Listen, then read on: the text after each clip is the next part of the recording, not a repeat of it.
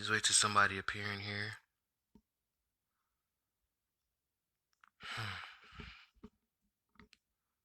Hopefully y'all can hear me.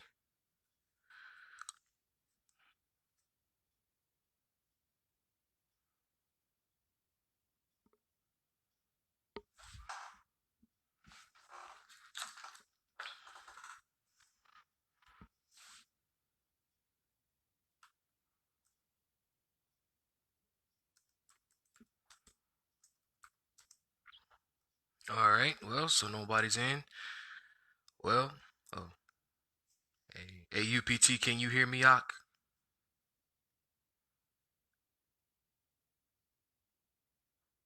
Shalom, Ak. Can you hear me?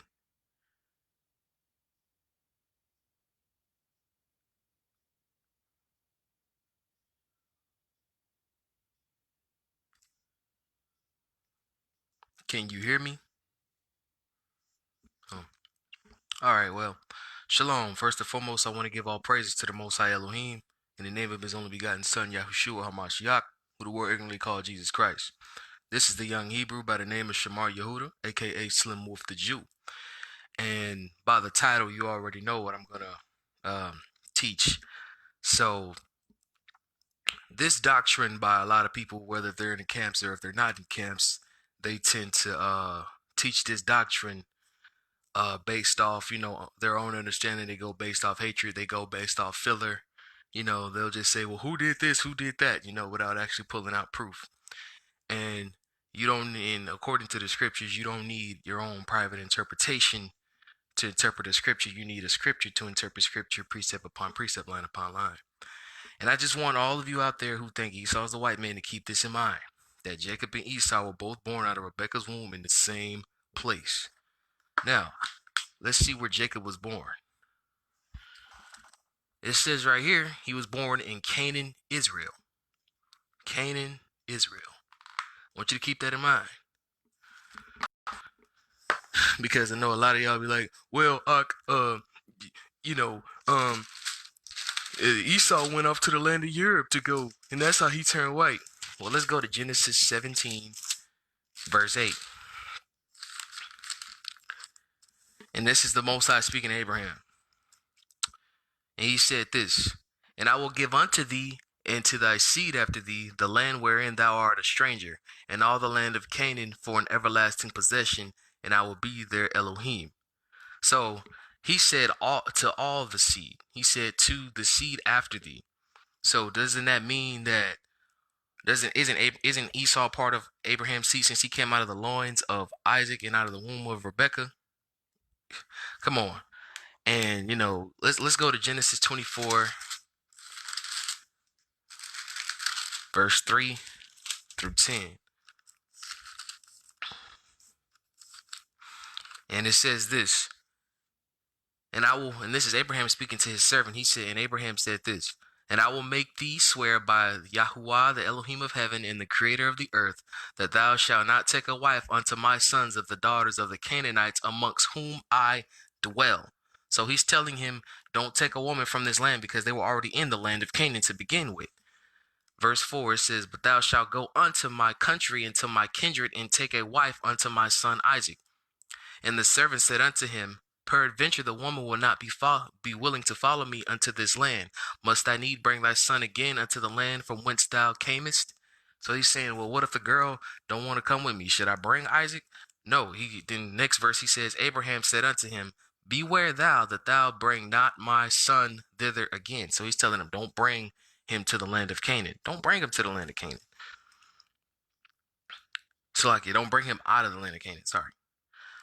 Don't bring him to the land where he was born at. And verse 7, it says, but Yahuwah Elohim of heaven, which took me out of my father's house and from the land of my kindred, and which spake unto me, and that swore unto me, saying, unto thy seed will I give this land. He shall send his angel before thee, and thou shalt take a wife unto my son from thence. So he's saying that the Heavenly Father is going to send an angel with him to go take to take a wife for his son from the land from which he was born, which is not the land of Canaan. So he's leaving the land of Canaan, but Isaac's staying. In verse 8 it says, if the woman will not be willing to follow thee, then thou shalt be clear from this oath. only bring not my son thither again. So he's saying, don't bring my son out of the land of Canaan. Don't take him out of there. In verse 9 says, and the servant put his hand under the thigh of Abraham, his master, and swore to him concerning this matter.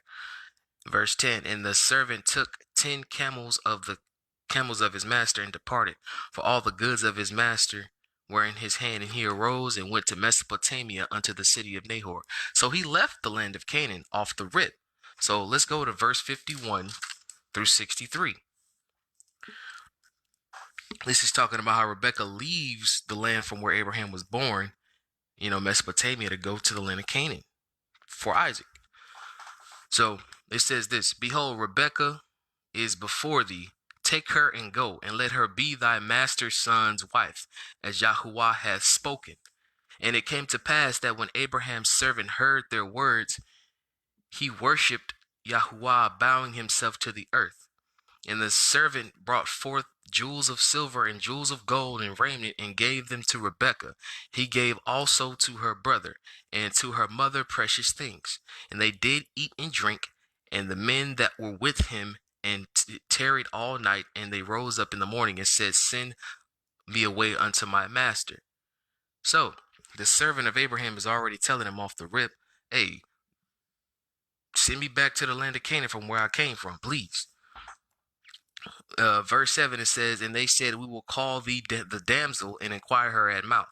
And they called Rebekah and said unto her, wilt thou go with this man? And she said, I will go. So they asking her, will you go to the land of Canaan with him? Yes, they're going to go. And in verse 59, it says, they sent away Rebekah and their sister and her nurse and Abraham's servant and his men. So they're heading back to the land of Canaan. And here it goes. Verse 60, it says, they blessed Rebekah and said unto her, thou art our sister. Be thou the mother of thousands and millions, and let thy seed possess the gate of those which hate them. And Rebekah arose and her damsel, and they rode upon the camels and followed the man. And the servant took Rebekah and went his way. And Isaac came from the way of the well Laharero, for he dwelt in the south country. And Isaac went out to meditate in the field. So he's in the field of Canaan, and at the eventide, and he lifted up his eyes and saw, and behold, the camels were coming. Rebekah lifted up her eyes, and when she saw Isaac, she lifted off the camel. For she had said unto the servant, what man is this that walketh in the field to meet us? And the servant had said, it is my master. Therefore she took a veil and covered herself. And the servant told Isaac all the things he had done. And Isaac brought her into his mother's Sarah's tent, and took Rebekah, and she became his wife. And he loved her, and Isaac was comforted after her mother's death. Now this is also kind of PG, so like we already know what that. Anybody who reads the Bible knows exactly what that verse means. Meaning he had sex with Rebekah in the land of Canaan, so therefore she's going to be pregnant in the land of Canaan. Now, before all those people who believe Esau is a white man plays semantics, let's go to Genesis 23 and 19. Let's see where Abraham buried Sarah at.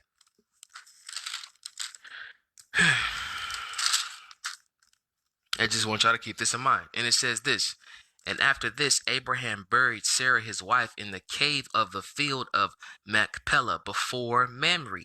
The same is Hebron in the land of Canaan. All right, and they never left Canaan. You know why? Let's go to Genesis 25, verse 9 through 10. Genesis 25. Now we're going to get to the real point right here. And his son Isaac and Ishmael buried him in the cave of Machpelah in the field of Ephraim, the son of Zohar the Hittite, which is before Mamre, in the field which Abraham purchased the sons of Heth. There was Abraham buried, and Sarah his wife. So we just read in verse 19 that he was buried next to Sarah in the land of Canaan.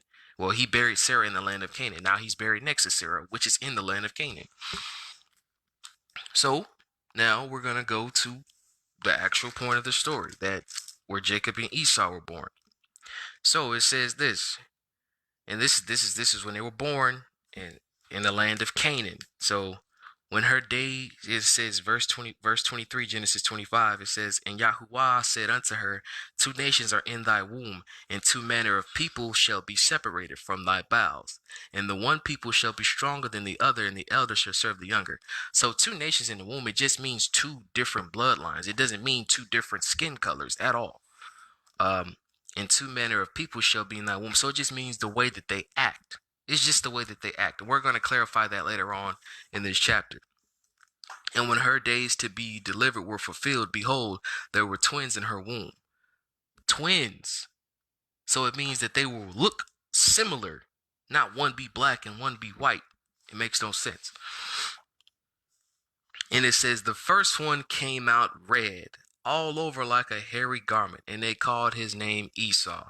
So this is what a lot of those camp members be like, oh, well, he came out red, so he must be a white man, right? Only the white man could get red in the sun. You know, I'm like, so either you're implying that Esau had sunburn when he was birthed by Rebecca, either he was angry when he got birthed by Rebecca, or he was, what was it? He was blushing when he was birthed by Rebecca, because those are the only two things. I mean, the only three things that causes a white man to get red. That's it.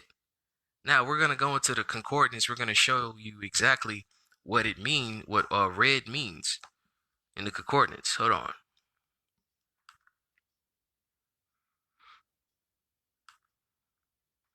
Talking about Esau.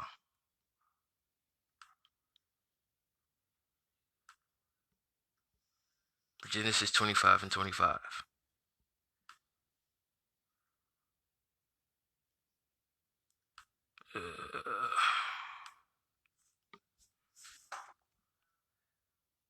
So right here, it says this right here. Look. It says this. Red. Ruddy. Esau as an infant. Ruddy. Who else was described as ruddy in the scriptures? King David. So when you say Esau is a white man, you're implying that King David is also a white man. This is in the Hebrew. And it said, covered with hair like a fur coat, so they named his name Esau. Esau. So let's see. Who is Esau the progenitor of? It said the eldest son of Isaac and Rebekah and twin brother of Jacob. Sold the birthright for food when he was hungry, and the divine blessing went to Jacob, the progenitor of the Arab peoples. Not a white people, okay? Arabs.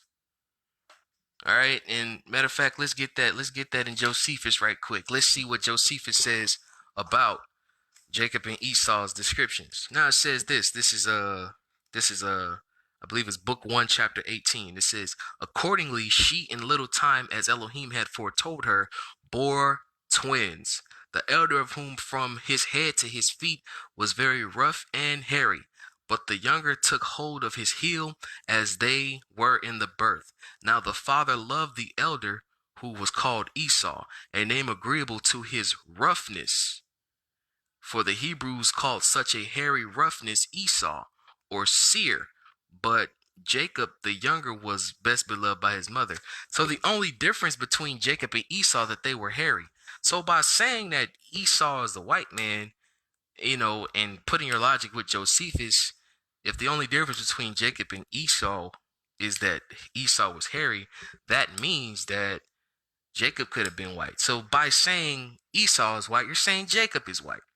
But let's go back to verse 25. Y'all be like, well, who else is hairy? The white man. Okay, well, let's go to 2 Kings 1 and 8. Let's see what 2 Kings 1 and 8 says about Elijah the prophet. Let's see if being hairy actually makes you a white man.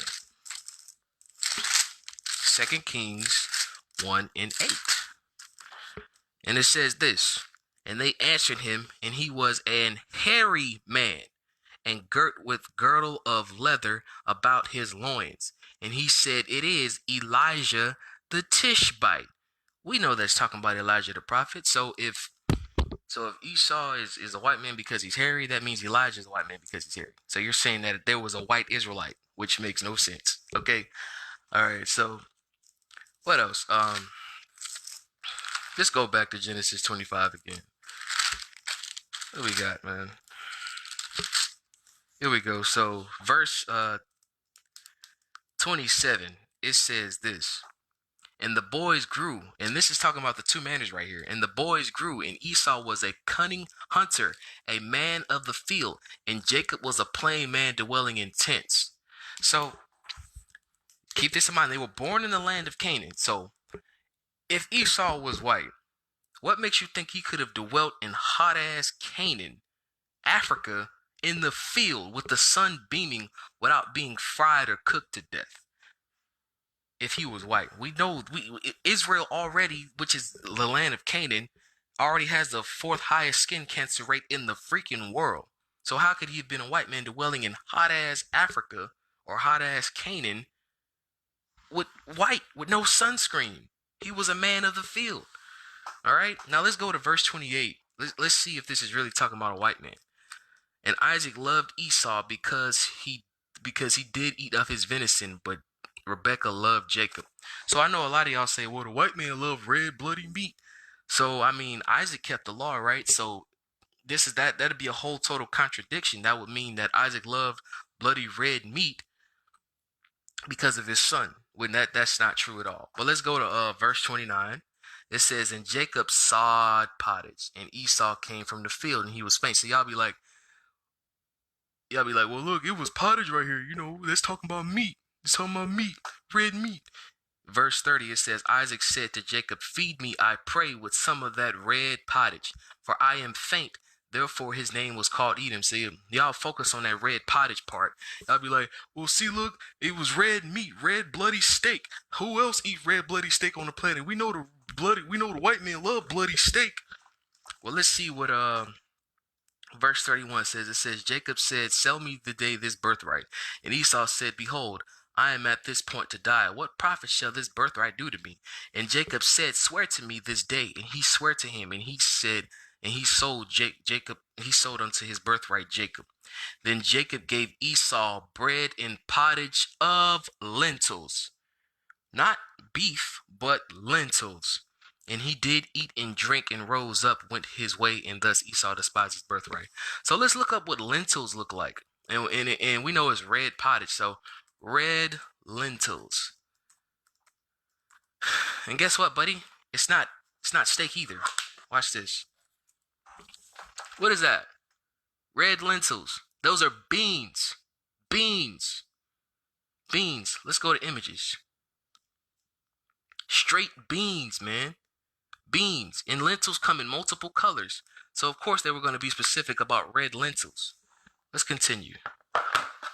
And I know a lot of y'all like to go to the New Testament with this one right here. Y'all think y'all cut somebody. Hold on, let's go to Hebrews 12 and 16.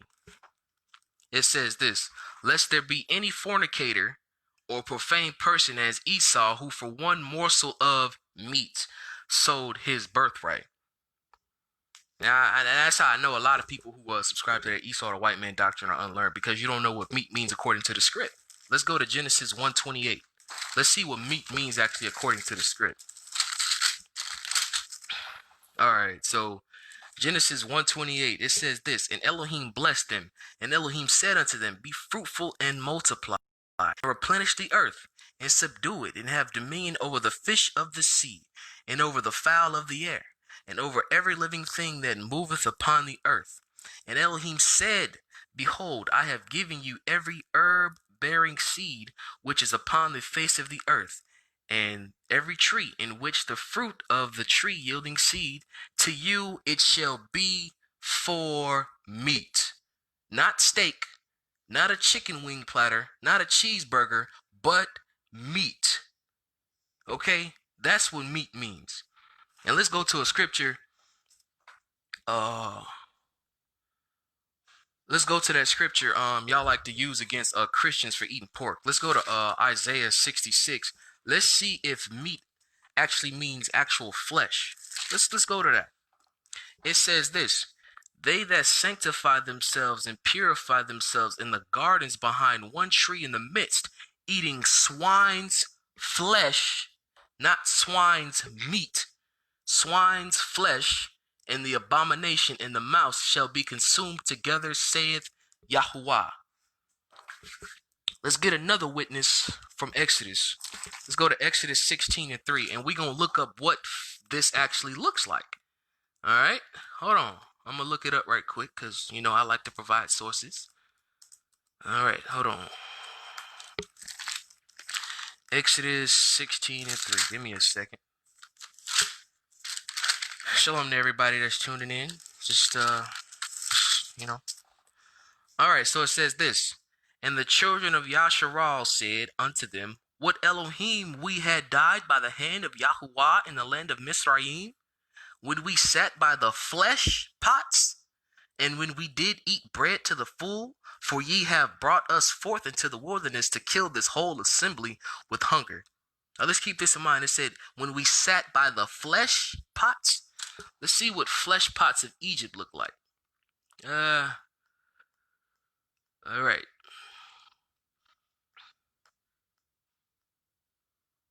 Looking it up right now. Hold on. Here we go.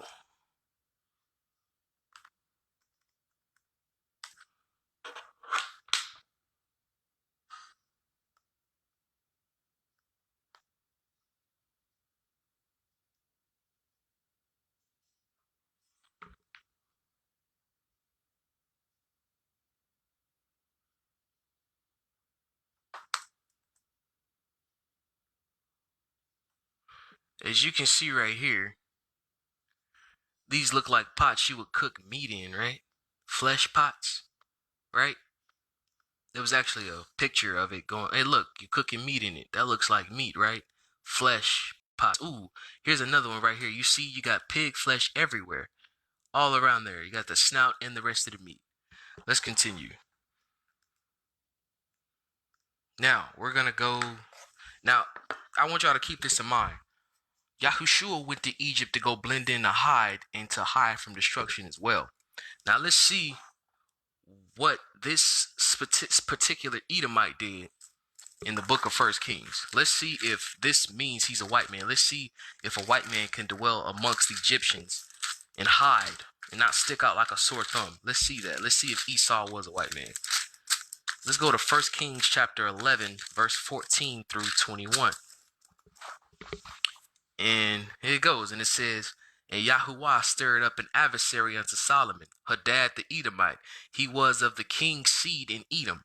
For it came to pass, when David was in Edom, Joab the captain of the host was gone up to bury the slain, after he had smitten every male in Edom. For 6 months did Joab remain there with all Israel. He had cut off every male in Edom. That Hadad fled, and he certain Edomites of his father's servants with him to go into Egypt. Edomites going into Egypt. Now, if they white, how are they going to dwell there or blend in there? It don't make sense. Let's go. Hadad being yet a little child. And they arose out of Midian and came to Paran, and they took men with them out of Paran. And they came to Egypt unto Pharaoh, king of Egypt, which gave him an house.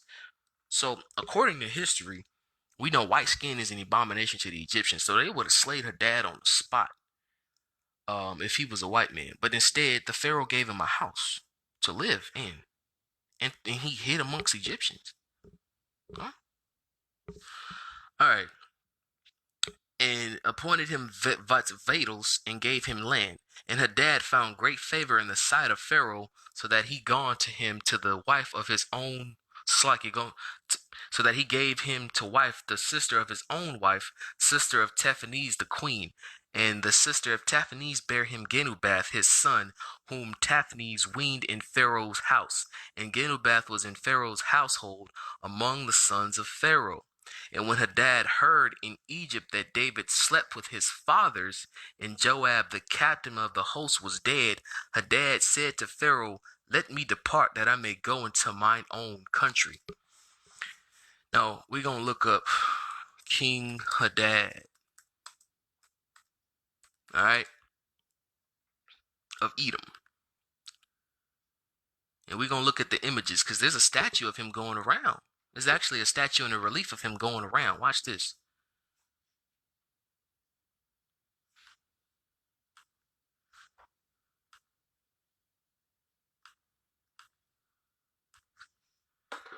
Look at this. Look at this. And keep this in mind.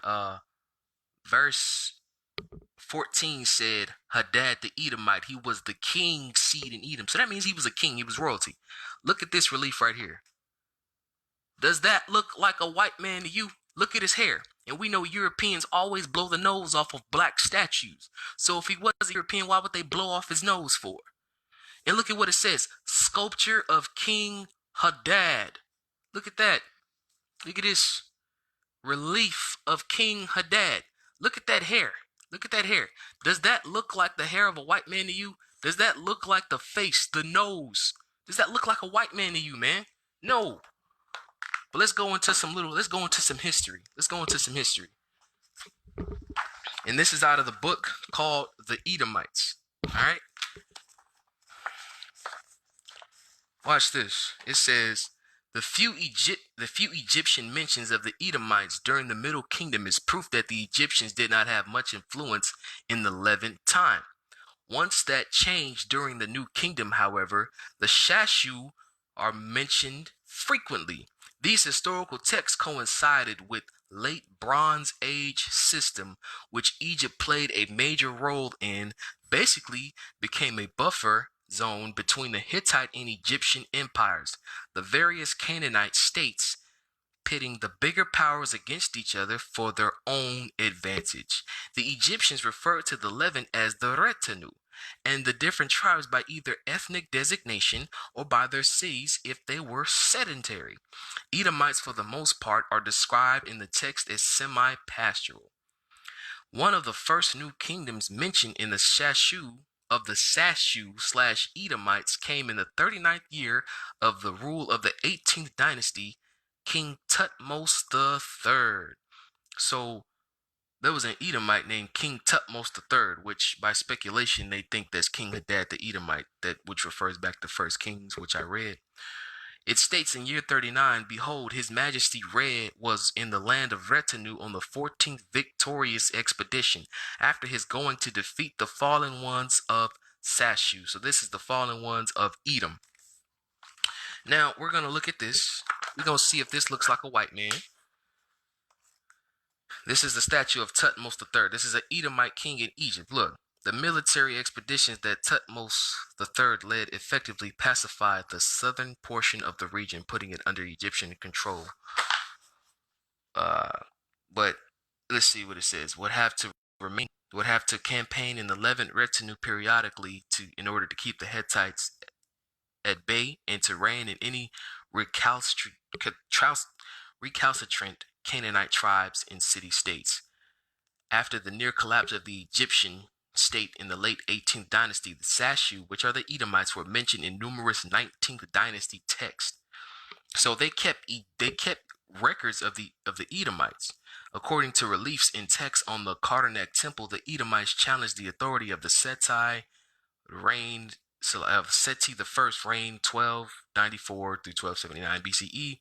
In the first year of his rule, the text reads, in year 1, Uhem-Mesut, king of Upper and Lower Egypt, lord of the two lands, made America given life. One came to his majesty, the vanquished Sashu, they planned rebellion. The tribal chiefs are gathered together. Rising against the Asiatics of Cairo, they have taken to cursing and quarreling, each of them slaying his neighbor. They disregard the laws of the palace. Besides indicating that the Edomites gave the Egyptians continual problems, the text perhaps sheds some light on subject already discussed, the nature of Edomite government in Bronze Age. According to the above text, the Edomites were still a divided and tribal society in late Bronze Age, which would seem to have given credence to the theory that the Edomites were divided at the time of the Exodus. After all, the Exodus believed by most scholars to have taken place during the reigns of Seti the first or his sons Ramses II. So as you can see, the Edomites have accounts in Egypt. Now, I don't know too many white people that can dwell in hot ass Africa or Egypt or Africa period without sunscreen. They already have a problem dwelling in South Africa. So let's continue. And I know a lot of y'all like to say, well, if they're the end of the world, who else is the end of the world, if they're if the Esau, not the white man, Like I said before, y'all need to drop that King James because that's a Masoretic Bible. All right, let's get 2nd Ezra 6 and 9 out of the Hebrew Apocrypha, not King James authorized. It says this: Now Esau is the end of this age, and Jacob is the beginning of the age that follows. The beginning of a person is the hand, and the end of a person is the heel. And seek for nothing else, Ezra, between the heel and the hand, Ezra. So this is talking about the end of Esau's ruling during the times of Ezra. Esau's power during the times of Ezra, not now. And besides, we know in Babylon, Esau was in captivity for 770 years, according to Jeremiah. We know it were no white people on those reliefs. And in the Babylonian reliefs, man, there's no way in that world, bro. But let's get back to verse 10 about the beginning of a person is the hand and the end of a person is the heel. That's going back to Genesis 25. I believe it's like a metaphor. Let's get it.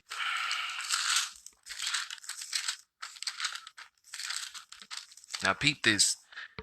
All right, so Genesis 25 and 26, it says, After that came his brother out, and his hand took hold of Esau's heel. You see that, right? Hand, heel. We just read it in 2nd Ezra 6 and 10 in the Hebrew Apocrypha, the correct translation. It was talking about hands and heels. All right. What else?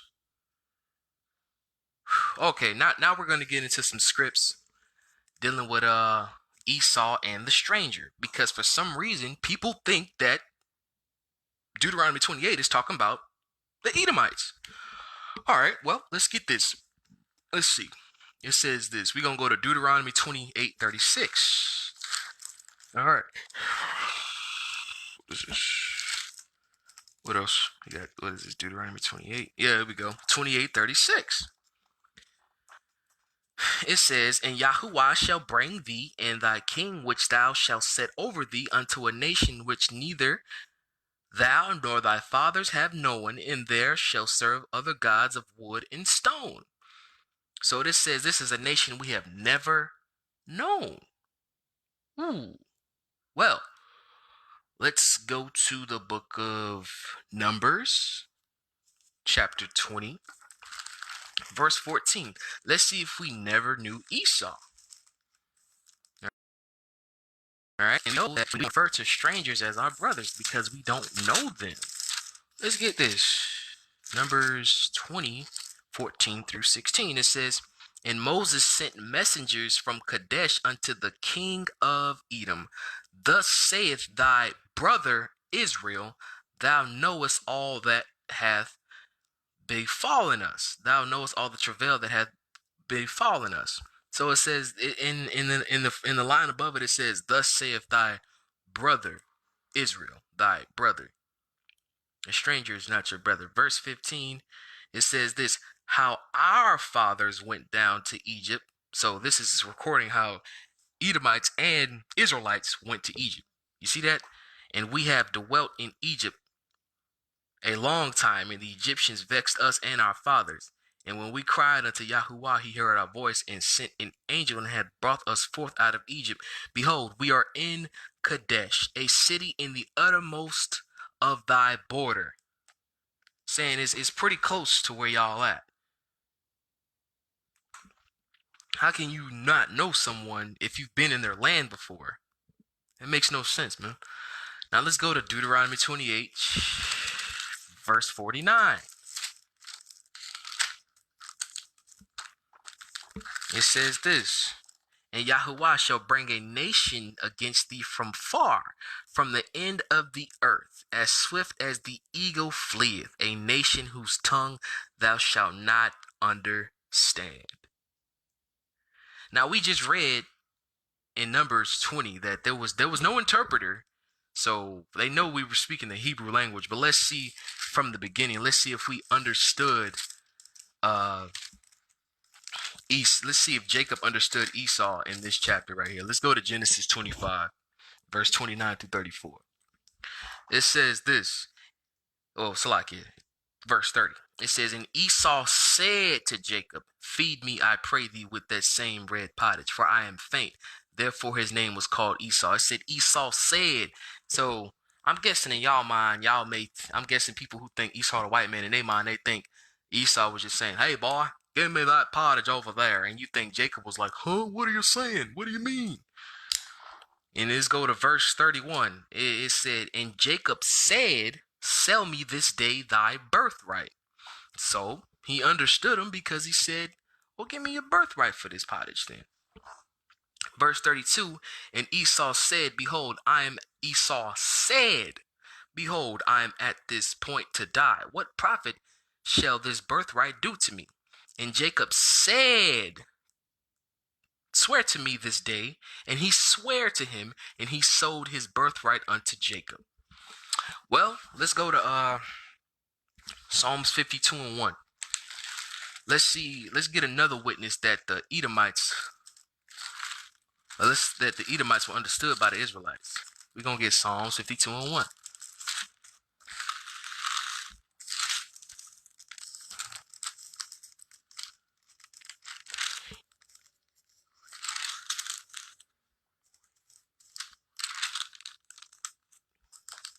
So here we go. Psalms 52 verse 1. It says this, to the chief musician, Mashiel, a psalm of David, when Doeg the Edomite came and told Saul, who was an Israelite, and said unto him, David is come to the house of Ahimelech. When Doeg the Edomite came and told Saul, not told Saul in a language that he couldn't understand, and said unto him, David is come to the house of Ahimelech. So we understood Esau and their language too. As a matter of fact, we actually knew them a lot more. What other notes I got? Oh yeah, let's go to Obadiah. All right, we're gonna go to Obadiah, and we're gonna see what the deal is right here. Because I know a lot of y'all cats who think Esau the white man love to go to Obadiah.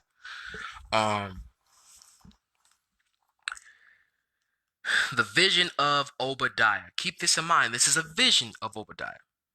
Thus saith Yahuwah Elohim concerning Edom. Now we're going to go all the way down to verse 11. In that day thou stoodest on the other side. So this is a vision of Obadiah watching Esau on the other side, watching something happening. In the day that the strangers carried away captive his forces, and foreigners entered into his gates, and cast lots upon Jerusalem, even thou wast one of them. So let's focus on that next line. It says, or that the first line, in the day thou stoodest on the other side. So this is Esau watching. So in y'all mind, this is Esau. So in the mind of these camp followers, Esau is white, right? In Obadiah's vision. In the day that the strangers carried away captive his forces. Now we know in Deuteronomy it's talking about a stranger. So my only question to people who believe Esau is the white man is, if Esau is the white man, who's the stranger taking us captive in Obadiah's vision? Who's the stranger? Who is it? I just want to know that. And you know who you are because I've asked you this in person. And you couldn't answer me when I asked you who is the stranger in Obadiah if Esau is the white man, and you couldn't answer me. All right, so and then the response was this: Thou exalt. They were like, well, thou exalt thyself as the eagle, though. So the eagle is on the American flag. So how is Esau not the white man? Well, let's look and see how many nations got the American flag, and let's see if y'all think these are Edomites. What is this?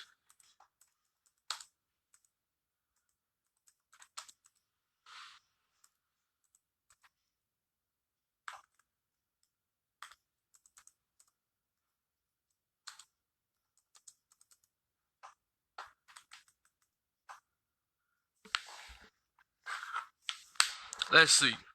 Let's see. Let's see if y'all think this is Esau. Look at these three nations right here. But look.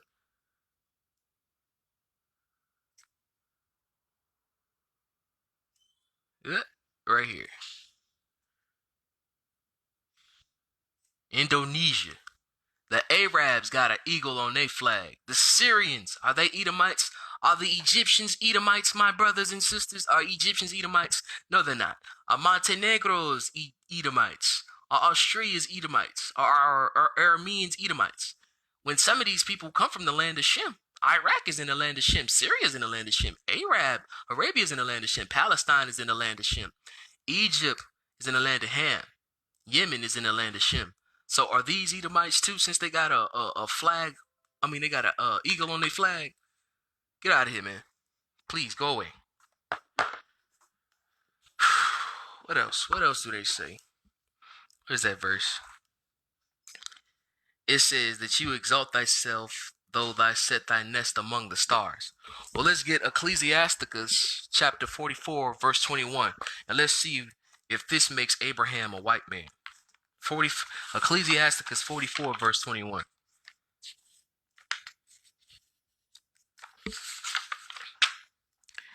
It said, is it Ecclesiasticus? Okay, this is 45. Ecclesiasticus 44:21. It says this: Therefore he assured him by an oath that he would bless the nations in his seed, that he would multiply him as the dust of the earth and exalt his seed as the stars. I mean, so I guess the promise to Abraham from Most High made him a white man too, huh? I don't know, bro. I just don't see the logic in y'all believing that a Caucasian is your brother. All right. Let's see. Let's go to Genesis 37, verse 9 through 10. Let's see if this makes Joseph a white man too. All right. Genesis 37, verse 9 through 10. Is this 34? 37? No, that's 36. 37, verse 9 through 10. And it says this. It's talking about Joseph. And he yet dreamed yet another dream, and told it his brethren, and said, Behold, I have dreamed a dream more. And behold, the sun and the moon and the 11 stars made obedience to me. So obedience just means obedience. So let's go to verse 10. Let's see. He told it to his father, and his father rebuked him and said to him, What is this that thou dreamest? Shall I and thy mother and thy brethren indeed bow down ourselves to thee to the earth? So he exalted himself amongst the stars too, because the 11 stars are the other 11 tribes of Israel. You know, it just makes no sense. Just because someone does something wicked does not make them Caucasian. Okay, the Egyptians did wicked stuff too, and they're not Caucasian. Okay, but let's go back to the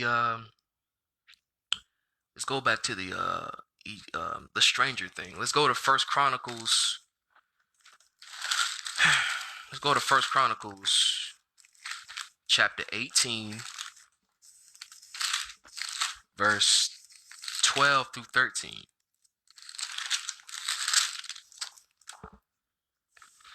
It says this: Moreover, Abishai, the son of Zeruiah, slew of the Edomites in the valley of Salt 18,000. How can we go to war with? It says, how can we go to war with somebody who we never knew? It makes no sense. Moreover, Abishai, the son of Zeruiah, slew of the Edomites in the valley of Salt 18,000. And he put garrisons in Edom, and all the Edomites became David's servants. And thus Yahuwah preserved David whithersoever he went. All the Edomites became David's servants. That's interesting. Now we're gonna keep this. We're gonna go to Numbers 34, and we're gonna see where the land of Edom is located near the land of Israel. We're gonna see how far it is, or where the direction is towards the land of Israel. We're gonna see that. Numbers 34 and 3. And it says this, then your south, keep this in mind, it's the south quarter shall be from the wilderness of Zin, along by the coast of Edom, and your south border shall be the outmost coast of the Salt Sea eastward. So, all these black people around Esau, even if he was a white man, after a couple of generations of his children mating with women, or even him mating with women who were of color, how all of a sudden this one white man turned all those people white? That, first of all, the Esau the white man doctrine is flawed off the rip, so it doesn't even make any sense. Let's go to Genesis 36, verse 2 through 3. Let's see. Well, let's go to Genesis 36, verse 2 through 9. Let's see if all of the women he made it with. Hold on. All right, so Genesis 36, verse 2 through 9, it says this, and Esau took his wives of the daughters of daughters of Canaan. These are dark-skinned women. Canaan is dark-skinned. We know Hamites are dark. All right, and Adah of Elon the Hittite, and Aholibama, the daughter of Anah, the daughter of Zibeon the Hittite. That's, what is that? That's already three dark-skinned women. And Bethshemath, Ishmael's daughter. This is Ishmael's daughter. We know the Ishmaelites were dark too. And Adah bare to Esau Eliphaz. That's Eliphaz from the book of Job, by the way. And Bethshemath had Ruel. And Elohibamah had Uesh and Jalam and Korah. And these are the sons of Esau, which were born unto him in the land of Canaan. Now, I haven't read anywhere that there was records of the Edomites, the direct sons of Esau, mixing in with white nations. But if they were in the land of Canaan and they were all around dark-skinned people, what makes you think that just because they made it with dark-skinned women, all of a sudden Esau's descendants are white? They're in the land of Canaan for Mashiach's sake, man. You gotta use common sense.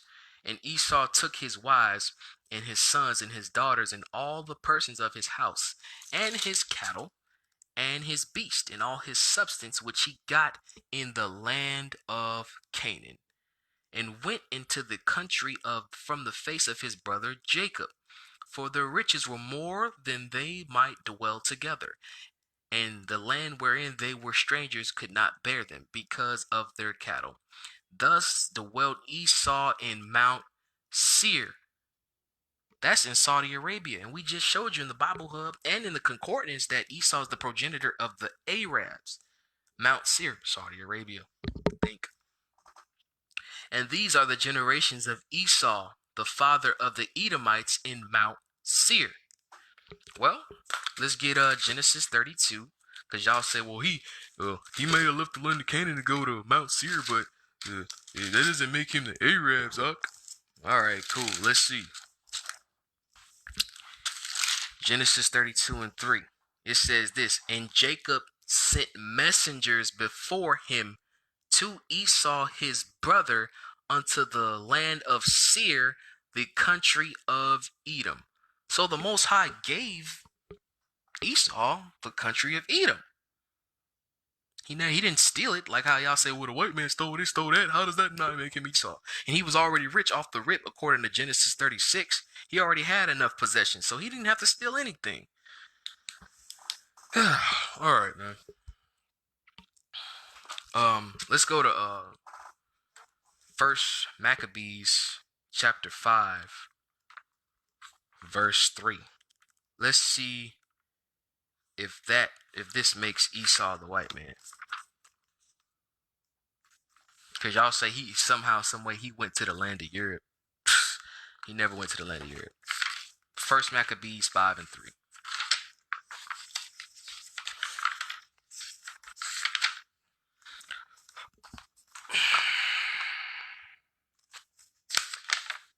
It says this, then Judas fought against the children of Esau in Idumea. in Arabatine or Arabatine, which is Greek for Arab land, because they besieged Israel and gave them a great overthrow and abated their courage and took their spoils. Arabatine, land of Idumea. So we've already gotten 5 witnesses that we knew Esau. We went to war with them. They were servants. We understood their language. We already got 2 witnesses that we never knew the stranger, and we never understood. We would never understand his language. Well, for another witness, because according to the Torah, whether 2 or 3 witnesses, it matters established. Let's go to the book of Baruch, chapter 4, verse 15. Let's see if the nation that the Most High was going to bring upon us, we would understand their language and already know them. Let's see if that's the case. All right.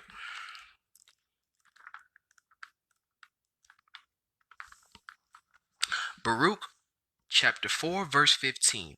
For ye have brought a nation upon them from far, a shameless nation and of a strange language, who neither reverenced old man nor pitied child.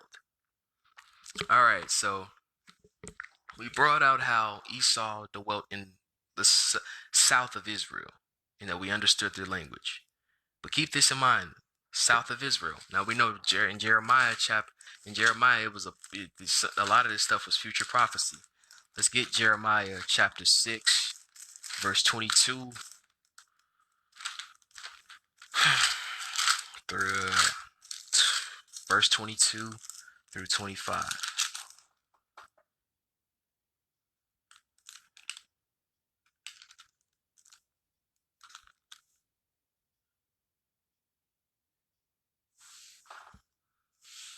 What is this, chapter 6?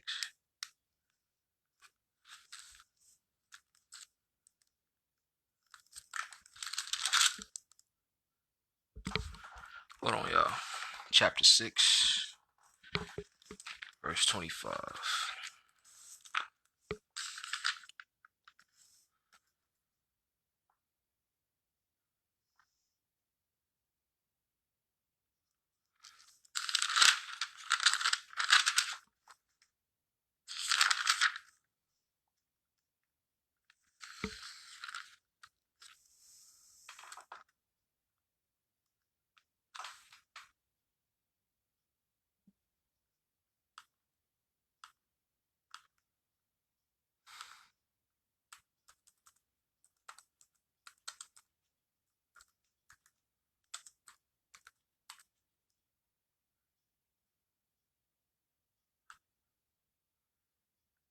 It says this: Look, an army from the northern land, a great nation will be awakened from the remote regions of the earth.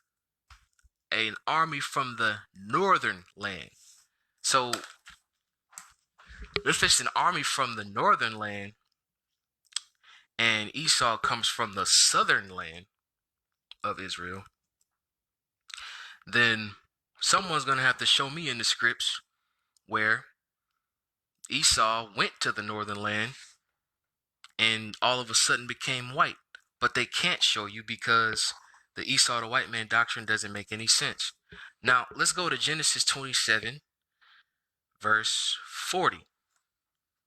We're going to see what Esau lived by. We're going to see what Esau lived by. Genesis 27, verse 40.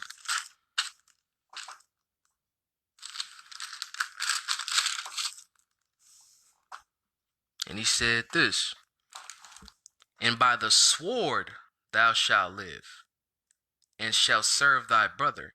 And it shall come to pass, when thou shalt have the dominion, that thou shalt break his yoke from off thy neck.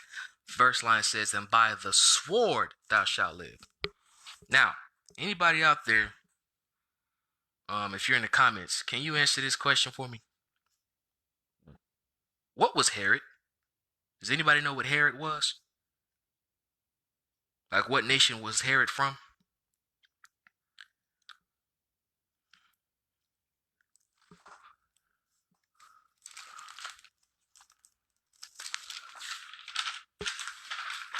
Well, I guess no one's putting it out there, so I'm just gonna come out and say it. He was an Edomite.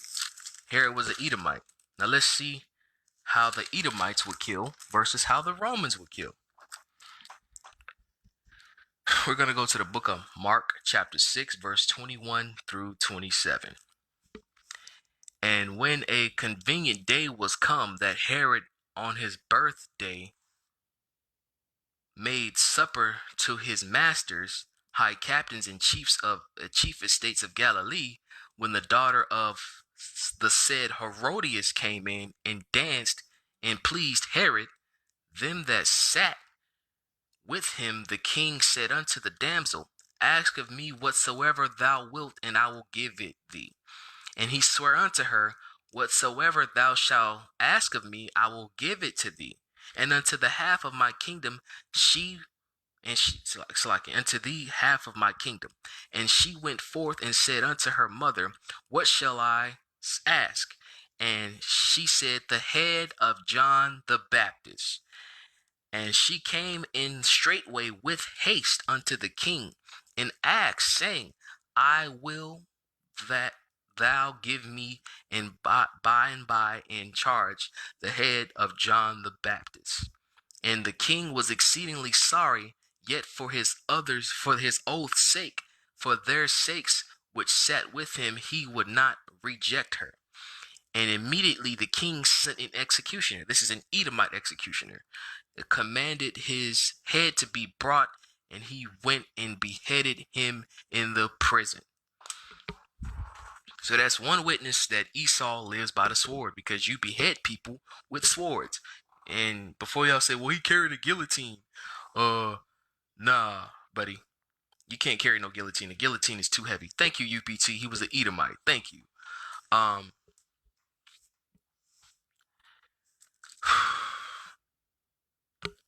As you can see, this is one witness for Esau living by the sword. All right, so we're going to go to the book of Jasher, which a lot of these camps say, that's non-canonical, you bullshit, excuse my language, I don't like to use that kind of language while I'm teaching the word, I'm sorry. Jasher chapter 27, verse 1 through 8, and it says this, Esau at that time, after the death of Abraham, frequently went in the field to hunt. And Nimrod, king of Babel, the same of Amaraphael, also frequently went with his mighty men to hunt in the field, and to walk about with his men in the cool of the day. And Nimrod was observing Esau all the days, for a jealousy was formed in the heart of Nimrod against Esau all the days. It's like it. I think I messed up. Verse 4, on a certain day Esau went in the field to hunt, and he found Nimrod walking in the wilderness with his 2 men. And his mighty men and his people were with him in the wilderness, but they were moved at a distance from him, and they went from him in different directions to hunt. And Esau concealed himself from Nimrod, and he lurked from him in the wilderness. And Nimrod and his men that were with him did not know him. And Nimrod and his men frequently walked about in the field at the cool of the day, to know where his men were hunting in the field. And Nimrod and 2 of his men that were with him came to the place where they were.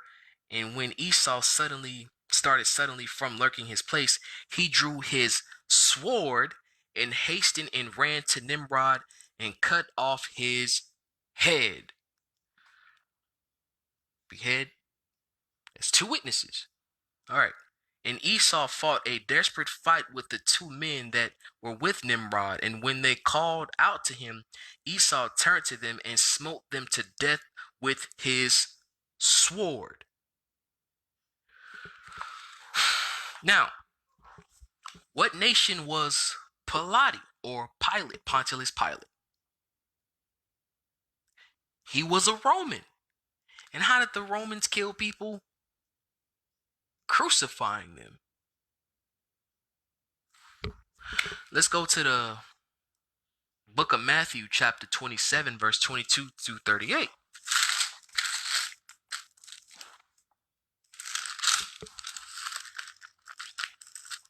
And it says this. And Pilate, oh wait, before I read this. So we saw that Esau hid from Nimrod. So I'm going to ask y'all this. So in Hamite land, you honestly think a white man going to be able to hide whereas a whole bunch of dark people around him? Are you serious? Come on, man. But let's continue. Matthew 27, verse 22 through 38. And Pilate said unto him, What shall I do with Yahushua, which is called the Mashiach? They all said unto him, Let him be crucified. And the governor said, Why? What evil hath he done?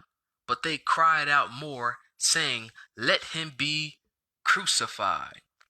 When Pilate saw that he could prevail nothing, but rather a tumult was made, he took water and washed his hands before the multitude, saying, I am innocent of the blood of this just person.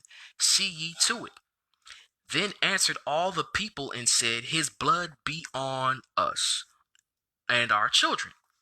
Then he released Barabbas unto them, and when he had scourged Yahushua, he delivered him to be crucified. Then soldiers of the governor took Yahushua into the common ball and gathered unto him the whole band of soldiers. And they stripped him and put him on a scarlet robe. And when they plaited a crown of thorns, they put it upon his head and reed in his right hand. And they bowed the knee before him and mocked, Hail, King of the Jews! And they spit upon him and took the reed and smote him on the head. After that, they mocked him and they took the robe off of him from him, and they put his own raiment on him and led him away to crucify him. And as they came out, they found a man of Cyrene, Simon by name, and in him they compelled him to bear his cross. And when they were to come unto the place of Golgotha, that is to say, the place of a skull, they gave him vinegar to drink and mingled with gall. And when he had tasted thereof, he would not drink. They crucified him and parted his garments, casting lots that it might be fulfilled which was spoken by the prophet. They parted my garments among them, and upon my vesture did they cast lots. And sitting down, they watched him there, set up over his head his accusations written, This is Yahushua, King of the Yehudim. And there were two thieves crucified with him, on the right hand and on the other, and another on the left. So as you can see, they crucified three people. This is how the Romans kill people. And I already have three witnesses of how Esau will live by the sword and behead people. Now we're going to go into a little history. This is the history of beheading. All right. Give me a second, y'all. We're going to go into the history of beheading. Difference between, because the reason why I bought that out, the difference between Esau and Rome is because they have a doctrine, since the Romans are white, that the Romans were Edomites. Y'all gotta excuse me. I'm sorry. I didn't mean, I wanted to expound on that. I'm sorry. We'll go to the history of beheading.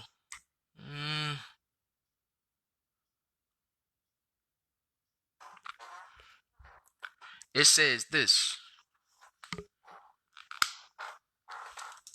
Beheading with a sword goes back a very long way in history, because like hanging, it was a quick and practical method of execution when a sword and axe was readily available. It's like it was a practical method of execution. I had messed up. When a sword and axe was readily available, the Greeks and the Romans considered beheading a less dishonorable and a less painful form of execution, because to the people of their land, they executed them with beheading. That's what the Greeks and the Romans did. But to strangers like Yahushua, they crucified him, and they crucified two other strangers. The Roman Empire used and I'm going to prove it with this next sentence. The Roman Empire used beheading for its own citizens while crucifying others.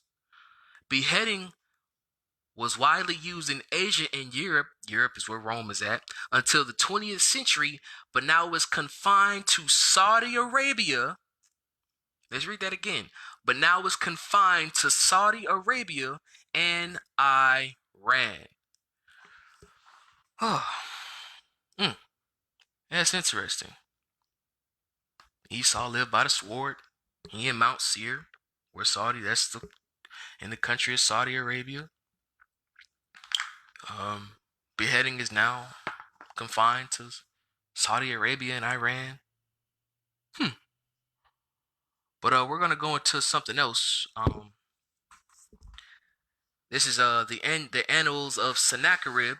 This is Annals of Sennacherib, and if you read if you read Second Kings, you'll see that Sennacherib was an Assyrian king, and this is very canonical. This is actually legit. You're gonna see what Sennacherib said about the Moabites, the Ammonites, and other nations and what they look like. So we'll go to the Annuals of Sennacherib, chapter 4, and we're gonna. This is what it says. Watch this, and I'm gonna use this for this 12 tribe sign doctrine too, bro and sisters. All right, so it says Sennacherib, the great Salakia, the great king, the mighty king of the universe, king of Assyria, all humankind, Salakia. So this is what he talked about, how he took other nations in captivity, or their kings in captivity, right? But this is what he called them in parentheses. All humankind, the black-headed race, has brought in submission at my feet. The black-headed races. And we're going to see what he said about the Edomites and the Moabites and Ammonites. Here we go. So it says this. From Mechanim the Shamsimurite, Tubalu the Sedonite, Abdeliti the Arvadite, Urumilki the Gubalite, Metinti the Ashdodite, Budu Ilu the Beth Ammonite, Kamasu Nabdi the Moabite, Malik Ramu the Edomite, kings of Amoru, all of them numerous presents. Now let's focus on verse 57, because all of these people are what Sennacherib called the black-headed races. Verse 57, Malik Ramu the Edomite. Now what white man, I'm going to quote Big Brother Yehuda Isaiah on this, what white man you know named Malik Ramu the Edomite? Malik Ramu. That sounds like Arabic stuff. Kind of sounds like Kareem Abdul-Jabbar. Sounds like Sharif Abdul-Rahim. Sounds like stuff like that. I ain't never met a white man named Malik Ramu. Never. Alright? And we got two more sources of history before I get up out of here. And anyone who wants to join my live, you can. People who believe Esau is not the white man, yo can join my live. We're gonna go to Amalekites as Arabians, because for some reason, even though we've showed y'all proof that the Edomites are black, a lot of y'all like to run, well, look at the people over there, they claim to be Amalek, so Amalek gotta be white, right, Unc? No. Amalekites as Arabians. Let's get it. In the Hebrew Bible, the Amalekites were a people in the land called Moab, in what the Roman called Arabia Patria, southern Syria, with Moab and the desert of Sinai, a region depopulated in the 15th century BCE, made by the Egyptian Akhenaten, who had introduced a worship centered in Aten, or Aten, solar deity, and then occupied by the Edomites. A brief Babylonian captivity of the Hebrews that began in 56 BCE opened a minor power vacuum in Judah as Edomites moved into open Judean grazing lands. And keep in mind, at that time there was no sunscreen. So if they moved, if the Edomites were white when they moved into Judean grazing lands, they would have been cooked to death. Right or wrong? I thought so. All right. What was I? Leaving Nabatean inscriptions in 312 BC in the Third War of the Diadochi, Seleucid officer mentioned the Nabateans in a battle report. The Nabateans are in some degree related to the Nabatu in Arabia, east of Edom. The Arabic alphabet itself developed out of cursive variants of the Nabatean script in the 5th century. Now pay attention to this next line. The Edomite religion was to a stone cube representation of God. Stone cube representation. Now the only people I know that and we're not talking about religion, but the only nation of people I know that worships a stone cube are the Muslims, the Islam people, the Arabs. Keep going. The Arabia-Edomite Nabatean trade route was centered in the mere trade from Yemen towards Egypt. Other products were bitumen from the Dead Sea and copper from Moab, and Main Yemen to Lamech, in parentheses, that's Mecca, Arabia, that's Arabian for Mecca. Yathrib, Medine, Dedan, Tama, which is Teman, Hegra, Petra, Aqaba, and finally to Egypt.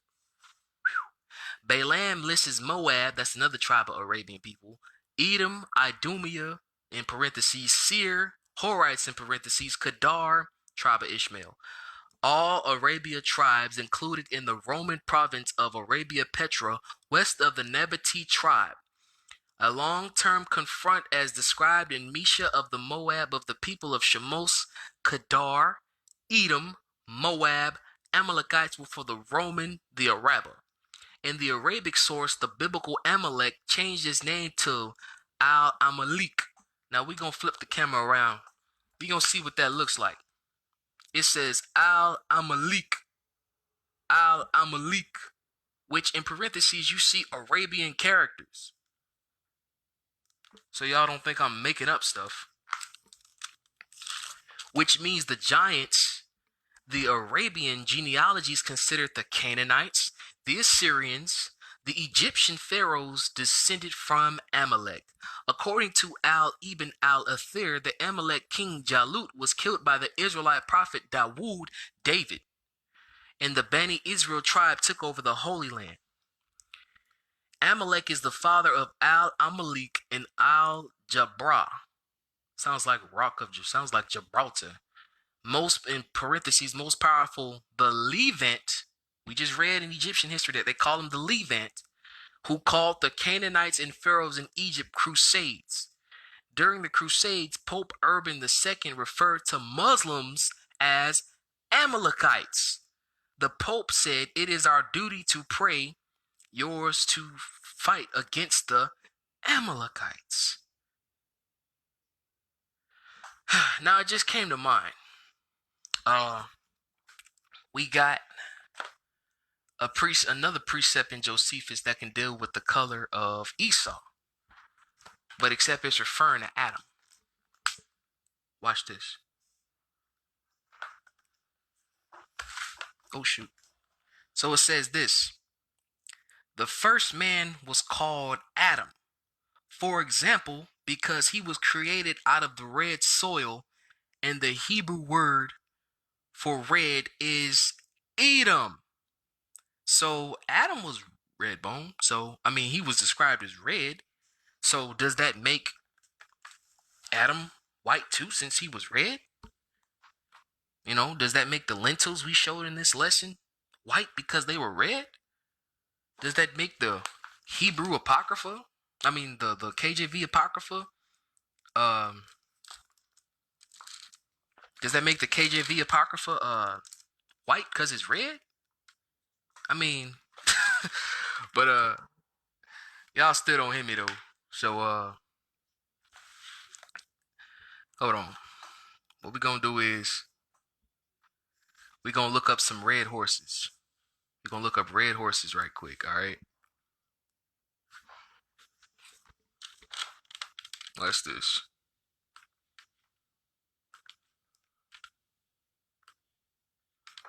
Red horses.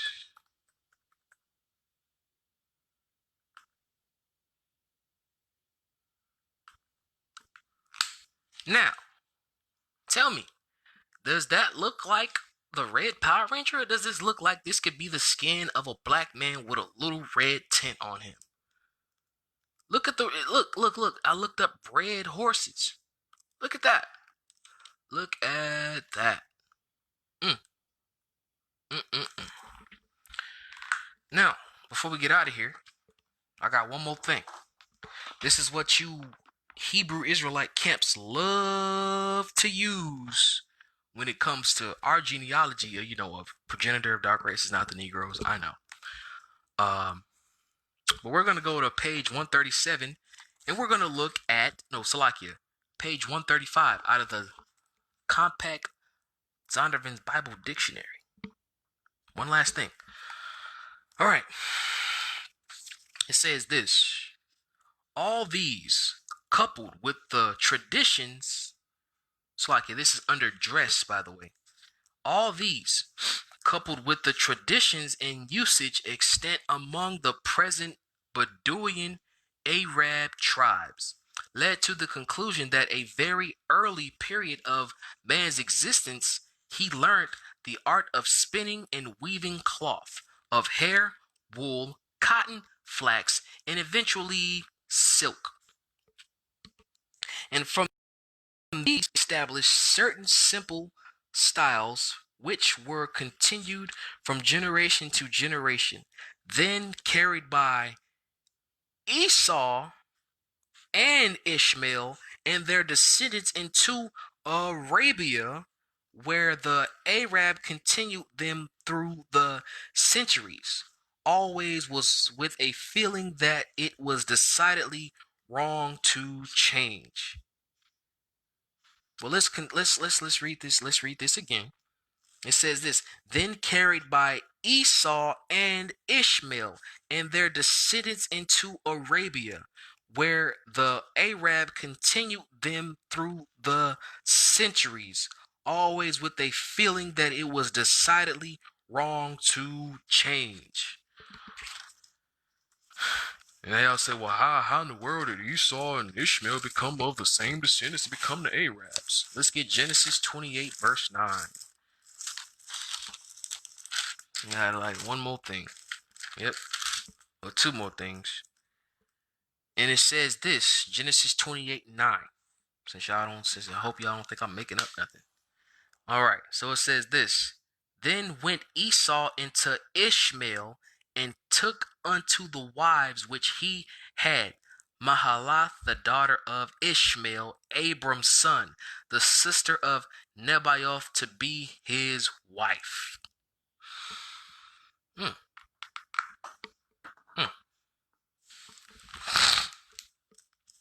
And this is out of the Septuagint, which I've been imploring y'all to really cop. I really hope y'all cop this. We're gonna go to Job chapter 42, verse 17. We're gonna see what they call Job in the Septuagint.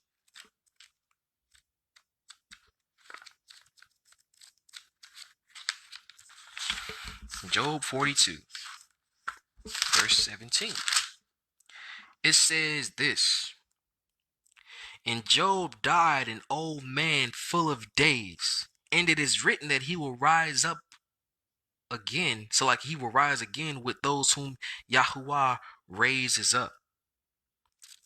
This man is described in the Syriac book as the living in the land of Osis on the borders of Idumea and Arabia, as his name before was Jobab, and having taken an Arabian wife, he begot a son whose name was Enon, and he himself was the son of his father Zer, one of the sons of Esau, and his mother Bosorah, so that he was fifth from Abram.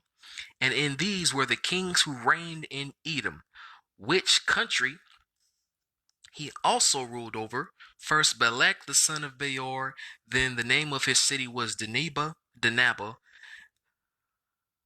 But after Balak and Jobab, who is called Job, after him Asum, who was governor out of the country of Teman, after him Adad, the son of Barad, who destroyed Midian in the plain of Moab. The name of the city was Gethaim, and his friends who came to him were Eliphaz, the children of Esau, king of the Temanites, Baldad Severn of the Salchians, Sophar king of the Midians. Now, when this live video becomes available on YouTube and rewindable on Facebook, I want you all to rewind that, or if you have a Septuagint, follow that. And I want you to read and meditate upon that. Those who think Esau is the white man and those who don't think Esau is the white man. And with that, I want to say all praises to the Heavenly Father in the name of His only begotten Son, Yahushua HaMashiach.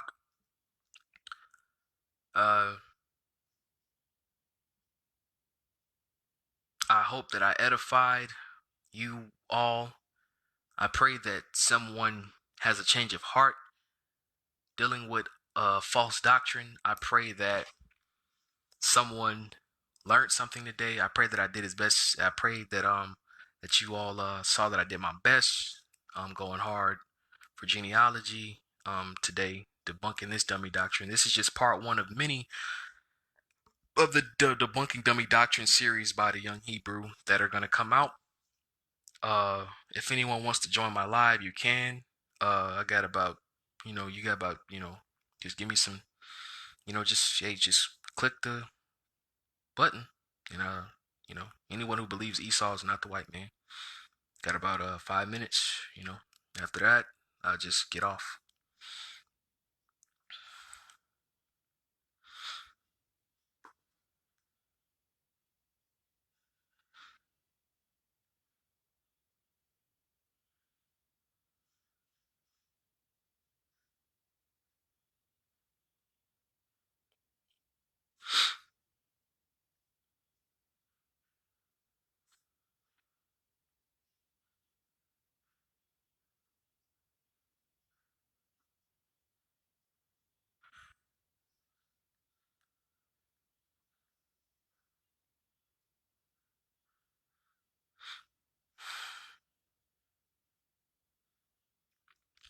All right, so no one wants to join the live.